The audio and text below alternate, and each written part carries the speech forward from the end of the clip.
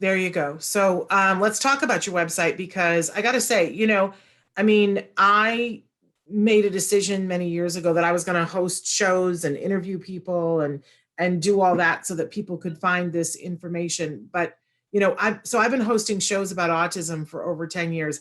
I'm never going to scratch the surface of the information that is on the TACA website. And I am humbled by that.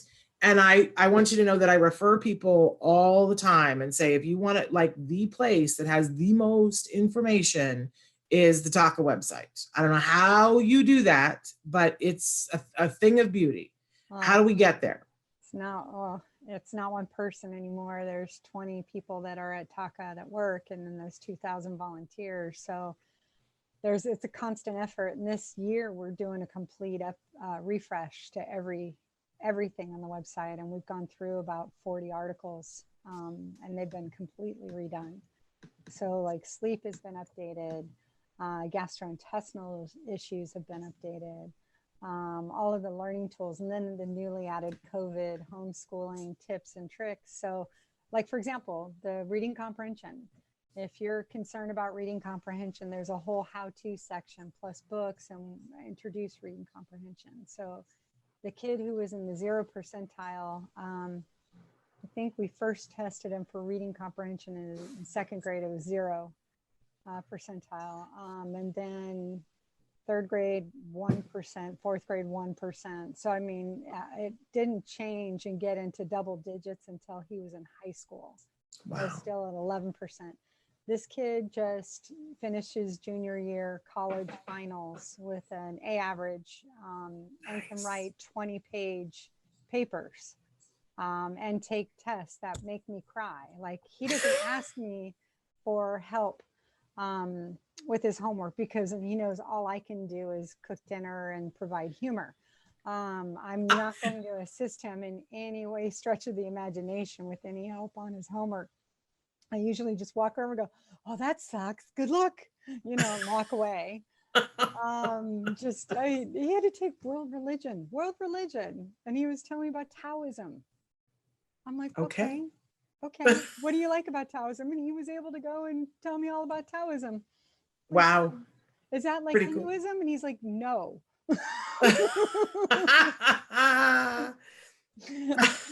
Wow.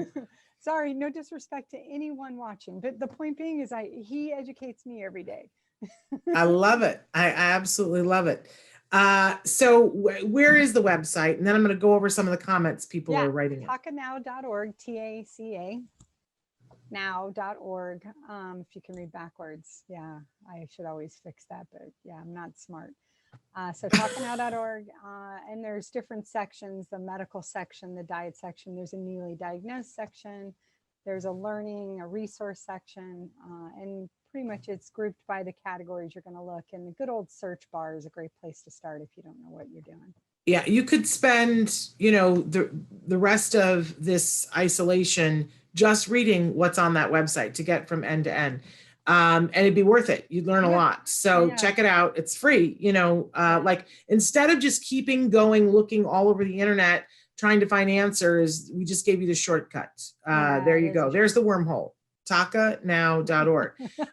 So somebody says, Lisa, I've tried connecting with your local group in Pennsylvania, but it's over an hour away. Yeah. What are the chances more will pop up? So maybe there might be something closer. Yeah, I would love to put a chapter by every Starbucks, but it dictates on having the right amount of volunteers per geography. And so what I would suggest, we're not building new chapters during COVID, but I would start the process and become a mentor. If you become a mentor, then get 3 other volunteers to work with you, then come to us and say you're considering doing a new chapter. But right now there's a lot of virtual things. We're doing 2 chapter meetings a month virtually. The next one coming up is social skills. So she doesn't need to drive an hour. She can just turn on her computer and learn about social skills. So we're doing 2 virtual chapter meetings every month. The last one was on nonverbal, preverbal children. One before that was presuming competence, So there's just a lot of great tools, but the next one is teaching social skills, and it's a great session. Where will they find the way into that? If you go to the TACA website, there's going to be TACAnow.org, find a meeting. To Okay. find the meeting, there's got the virtual meeting box, and it's social skills, and you can click on that and it will connect you. The nice part is it will connect you to your local chapter. So when we start kicking off post-COVID, it will connect you to the place you can go. And Okay. the other thing I would encourage any family that is a half hour, an hour drive, is it's worth it. If it's once a month, you're going to get together. Don't be afraid of your car. Dive in your car. Shannon, you've even come to meetings. So I have, and they're wonderful. Come on now. So, and just take the time, carve it out, make it a thing, grab a couple of people, throw them in your car and get there. You'll be happy you did. Yeah, there's nothing like it. Okay, we have another person who says hello from Scranton. The Pennsylvania contingent is strong today. Yeah. Hello from Koyanfig. And Christina is saying good morning to both of us. April, hello from Dubai. I have a nonverbal 17-year-old boy. Do we, she says, I have a okay, let me try again. Retool, right? I have a nonverbal 17-year-old, and boy, do we still have a long way to go. But you know, I quote you all the time, Lisa. I did it yesterday, that I always say to people, as my friend Lisa Ackerman from TACA says, when somebody says autism, it's not game over, it's game on. That's right. Game on. And for that 17-year-old, I would tell you the oldest person that went from zero talking that I'm aware of at TACA is 27. There we go. 0 words to talking. And basically, it's always unique to the individual. I'm not saying there's a map that works 100% of the time, 100% in the same way for every person. But in the case of this adult with autism, there were seizures, mitochondrial issues, and cerebral folate deficiency. All of them standard labs that were done. And the individual received therapies that made such a huge difference. And the one thing that just drives me bonkers, I mean, there's like 87,000 things that drive me bonkers, but for the people living with autism that are pre-verbal at any age, often their doctor did not order a 24-hour EEG. A 20-minute one at age 2.5 or 4 or whatever is not appropriate. In fact, my son has had 2 EEGs, both clean.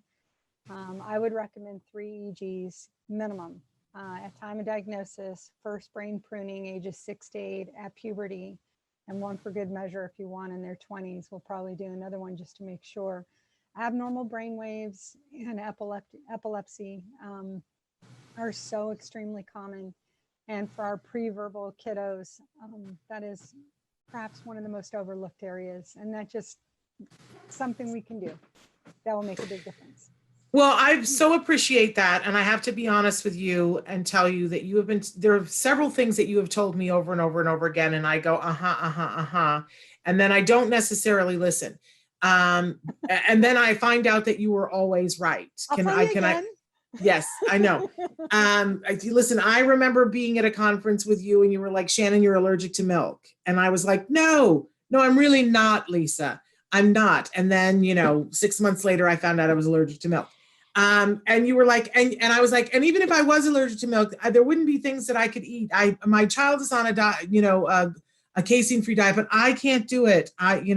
And you were like, yes, you can. And I was like, I can't live without yogurt. And you were, and I was like, no, I can't do that. And Lisa was right. Lisa's always right. But thank you. and I, with another good friend, I have heard you talk about the EEG thing before. Mm-hmm. The problem that I had was that I couldn't get his doctors to agree to it. Now tell me, what is the secret? Because I have seen with the friend that knock on wood, it didn't end up that thus far, we have not seen anything where we would have been like, oh, we should have had that before. Yeah. But the friend, it has not been the case. And almost to the point of life and death, wishing that they had had that. So what do we say to parents when they, because I did ask and the doctor was like, oh, it's so unnecessary. There's no need, he's not showing any signs of that. There's no need to order it. And so I didn't push. Yeah. Whack. Yeah. I know. That's where your local chapter really comes handy. Okay. So if I were stuck and I was like, let's say in Miami, Florida, Gloria and Catherine, they're the most amazing. I mean, they're all amazing, but love these girls. I would click on find a chapter, click on email, and say, hey, I need to find a neurologist that doesn't suck in your area. They would connect you then to somebody that actually cares and follows the American Academy Pediatric Standards of Care for Autism to help you define. In fact, there's a place, Rossignol Medical Center, that's just 1 hour north of that area, that has ambulatory EEGs covered by insurance. You basically go in there. They have literally put the cap on thousands and thousands of kids and adults. They put it on, you wear it for 24 hours, and then the next morning you take it off. And it is unbelievably easy. You don't have to go in hospital. And what a great time to do it now. They're open now. So wow. You basically can get an EEG. Okay. All right. So I love that. Listen to Lisa, not me. Yeah, but so what I would do is, if international, there's international resources. So if you go for the lady in Dubai with the 17-year-old, she can type up there international at the search bar, find resources that are in that geography. And there are some good functional medicine doctors that actually care, follow the standards of care, and look above and beyond the standards of care to figure out what's going on with that individual. And, as much as this period of time is not what anybody would choose, there have been some, things that have happened that are good. And right now, telehealth in the United States, Right. they've relaxed everything. So even if there's a doctor that you've been just wanting to get together, but they're in Florida and you're not, right? You can do telehealth right now and get a lot done. Well, like I said, Dr. Rossignol in his office, he's got 5 doctors from all over the country is doing telehealth. Scourin is doing telehealth. I mean, these are all people that had a 6-month wait list, and for whatever reason now you can get in sooner than later and do telemedicine. Highly recommend it. And the paperwork, it does take a little bit of time, but get it in there, give them the tools and the history so they can be the best help to your family and to that individual living with autism. There you go. Now, somebody else says, I need TACA help very much.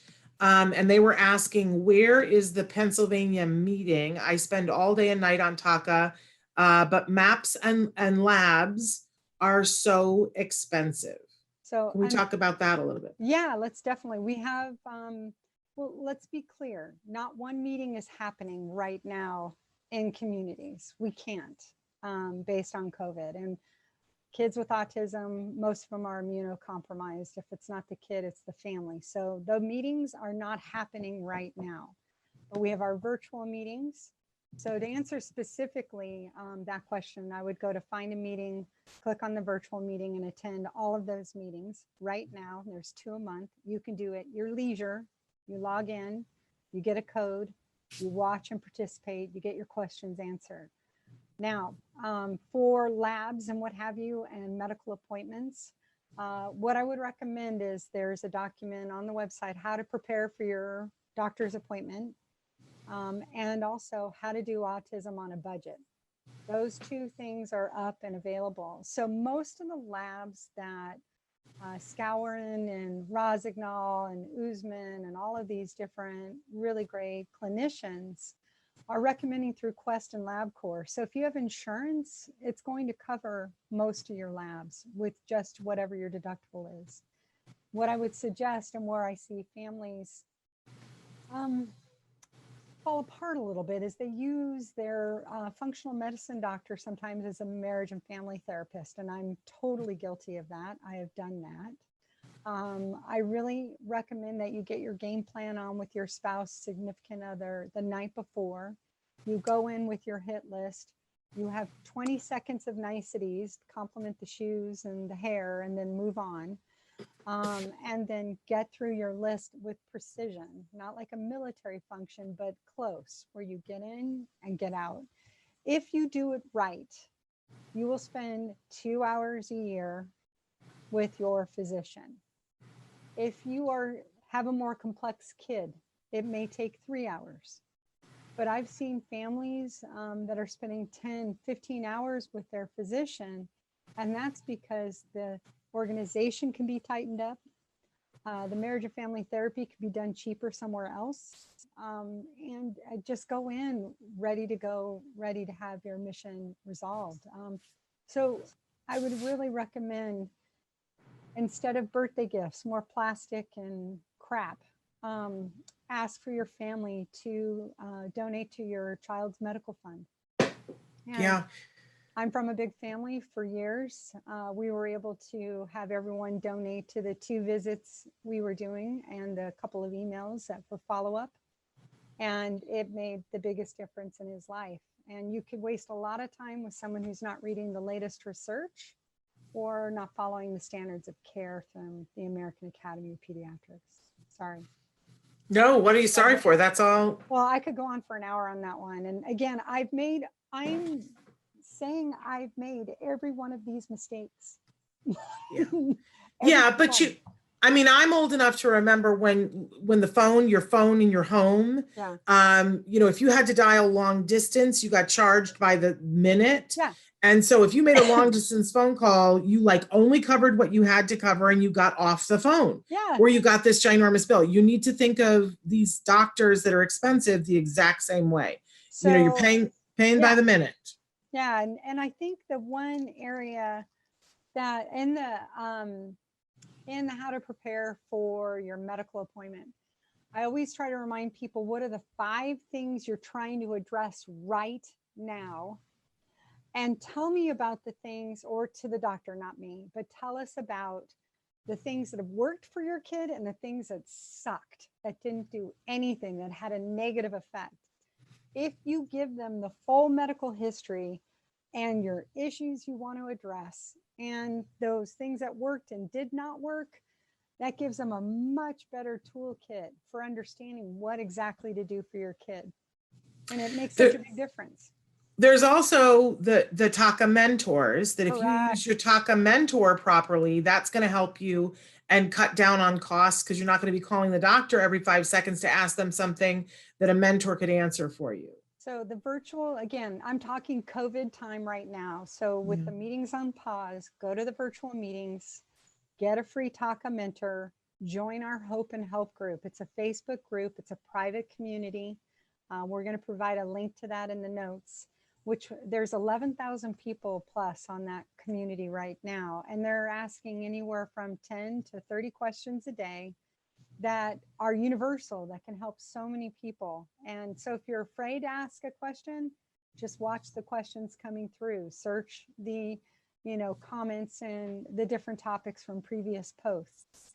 And it's so incredibly helpful. We also have a helpline here when people call here, or you can email us support@tacanow.org. And there are multiple ways to get your question answered: mentor, Hope and Help, support. And I gotta say, you have to get over the idea that you're supposed to be able to afford this all by yourself. Yeah. You have to let go of that, and that you can do this all by yourself, right? I don't know a single person. I love that years ago, Holly Robinson Peete wrote a blog and said, here are the 8 things that people should know about autism. Number 1, no one can afford it. No one. And she knows Oprah. So if she, says no one can afford it, then no one can afford it.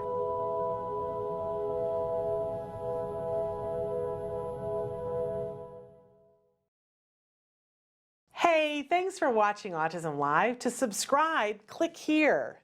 And if you'd like to check out some more of our videos, click here.